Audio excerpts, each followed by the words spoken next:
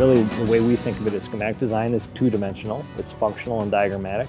Design development is where it goes from that diagram concept to the third dimension concept. So we really get our different disciplines involved at a much greater level. So mechanical, electrical, structural, all the different parts and pieces of the building that are coming together get worked out. And at the same time, we have a process called the user group process. So now, as opposed to 15, 20 person team helping set decisions in schematic design, our user groups are the 3, 4, 5 representatives of each given space who are going to give us the very specific detail to that room. You know, usually when you hear about construction of anything major, such as a school district or even something small like a house, you don't think that you have a whole lot of input.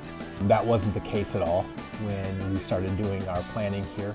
People were allowed to say, you know what, this is what's going to work here, this is what's not going to work here. I think the biggest word that could sum up the experience for me was collaborative.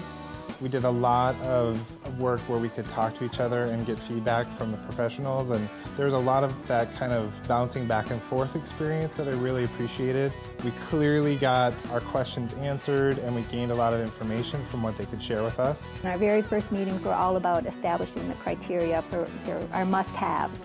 And then any work that's been done since then, we always go back to that criteria. If there's any questions in the future about why a decision was made, the users that were in that meeting can tell their colleague group here, well, we did that because we talked about that issue and we decided that this was the best way to support all the different types of science curriculum, as opposed to being specific to chemistry or physics or general science. We had several meeting times. We probably had more than others because of the specialty of our space. By the time we were done, we had things even like the placement of outlets decided, the lighting of rooms, where windows would be.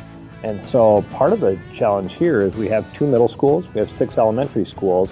There's got to be some level of equity that says no matter which elementary I'm going to in Edina, it's going to represent the Edina values and belief system. I thought they did a good job of providing feedback. If we had an idea that wasn't going to work, they did a good job of kind of explaining, you know, we understand where you're coming from, but we need to look at this as well. And then when we all got to a point where we felt good about what we thought we were going to look at, they would go back, adjust the designs, and the next time we would meet, we would see it all kind of come to fruition. If you do the math, we have spent a great deal of time just listening to people because it's important that we get this right.